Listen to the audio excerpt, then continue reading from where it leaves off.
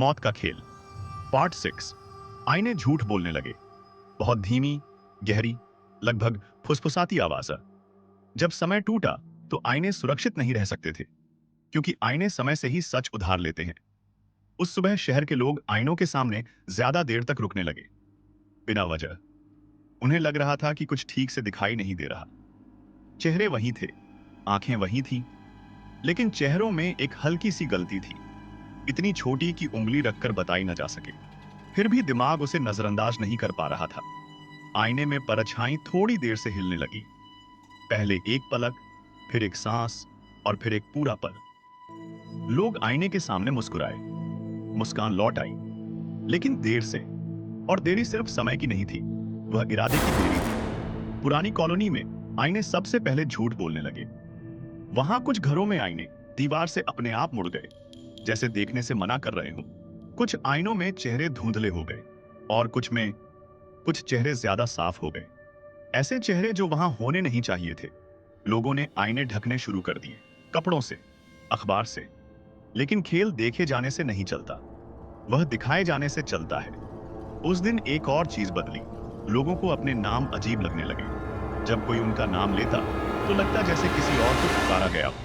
आईने में नाम लिखे नहीं दिखते, लेकिन पहचान जरूर दिखती है, और पहचान अब मिल रही थी। कुछ लोगों ने आईने में अपनी आंखों को देखना छोड़ दिया, क्योंकि आंखें सबसे पहले सवाल पूछती हैं, और सवाल खेल को पसंद नहीं। एक शाम एक महिला आईने के सामने खड़ी रही, बहुत देर तक। उसे लगा कि उसका चेहरा धीरे धीरे किसी और में बदल रहा है। नाक वही थी, होंठ वही थे, लेकिन भाव भाव उसके नहीं थे, जैसे कोई और उस चेहरे को पहने हुए हो। उसने आईने से मुंह मोड़ा, लेकिन आईना अब भी उसे देख रहा था, क्योंकि खेल में आईने एक तरफा नहीं होते। उस रात 12:07। आईनों में एक नई बात दिखने लगी। कुछ आईनों में परछाई दिखी ही नहीं, और कुछ में परछाई आईने से बाहर निकलने की कोशिश करने लगी, बिना आवाज, बिना हड़बड़ी, जैसे उसे पता हो कि समय उसी का है। सुबह शहर में एक अफवाह फैली। कुछ लोग अपने घर के आईनों में दिख नहीं रहे। उनकी चीजें थीं, कपड़े थे, कमरे थे, लेकिन आईने उन्हें पहचान नहीं रहे थे। और जिसे आईना न पहचाने, उसे दुनिया कितनी देर पहचान पाएगी। खेल अब चेहरे बदल नहीं रहा था, खेल चेहरे चुन रहा था। कौन सा चेहरा याद रखा जाएगा और कौन सा मिटा दिया जाएगा। पुरानी कॉलोनी की इमारत में लाल दरवाजे के पीछे अब आईनों की कतार थी।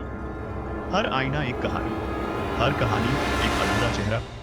सूची में अब नामों के साथ चेहरे भी जुड़ गए, कुछ के पूरे, कुछ के टूटे, और कुछ के गलत। उस रात किसी ने आईने के सामने अपनी परछाई से आंखें मिला ली, बस एक पल के लिए, और उसी पल उसे समझ आ गया, आईना अब सच नहीं दिखाता। आईना यह दिखाता है कि खेल तुम्हें कैसे देख रहा है। लंबा ठंडा सन्नाटा। शहर अब खुद को पहचानना भूल रहा था, और जब पहचान टूटती है तो अगला कदम बहुत आसान हो जाता है, क्योंकि अब खेल परछाइयों को अलग करने वाला था।